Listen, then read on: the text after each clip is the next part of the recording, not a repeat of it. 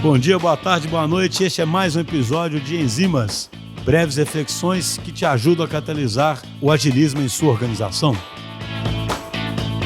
Pessoal, no Enzimas de hoje, eu queria voltar a falar um pouquinho de Idea Flow, mas só que num contexto um pouquinho diferente agora.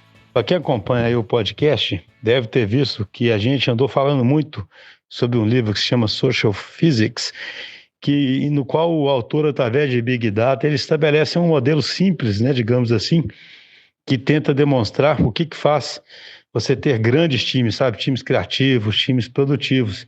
E aí o modelo desse autor é baseado em você fazer com que os times de fato estejam imersos num bom fluxo de ideias, que seria esse Idea Flow. E aí você tem tanto uma fase de exploração, em que as pessoas exploram ideias em contextos diferentes, quanto uma fase de engajamento. Por que eu estou falando isso tudo? Porque eu acho interessante discutir isso à luz dessas famosas reuniões remotas e virtuais que a gente é obrigado a fazer hoje em dia. É curioso, porque essas reuniões de fato são cansativas, já existe até um termo que o pessoal fala, tipo um estresse de Zoom, um estresse desse tipo de reunião.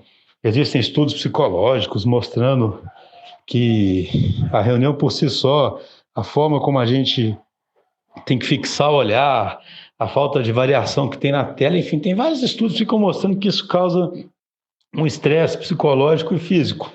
E a gente então fica doido para poder, pelo menos algumas reuniões, quando apropriado, fazer reuniões junto de novo e poder interagir de uma forma diferente.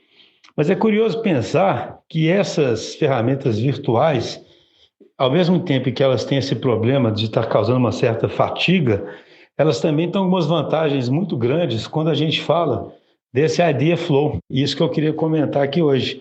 A gente tem feito um experimento na DTI que tem se mostrado interessante, que é o seguinte: a gente tinha reuniões às vezes que tinha lá 12, 15 pessoas, que eram reuniões integradoras para tentar discutir alguns assuntos importantes, e a gente começou a perceber que se você separa pequenos grupos e causa uma discussão primeiro dentro desses grupos, isso tem um efeito muito bom. Então veja a vantagem do mundo virtual. No mundo virtual é muito fácil você separar os pequenos grupinhos e é muito fácil você depois voltar todo mundo para a mesma sala. É muito fácil você, por exemplo, separar os grupinhos e dar uma tarefa específica e muito fácil voltar todo mundo.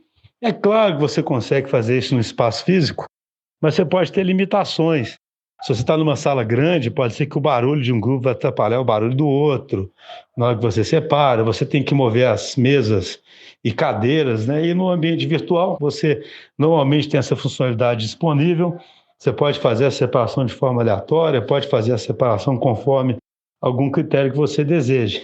E aí é super interessante, porque quando você separa num grupo menor, você tem também uma oportunidade de investir mais em fazer as pessoas se conhecerem um pouquinho melhor nesse grupo, de forma que você tenha mais chance de aumentar os laços de confiança ali, e ao fazer isso, você aumentar ainda mais o engajamento.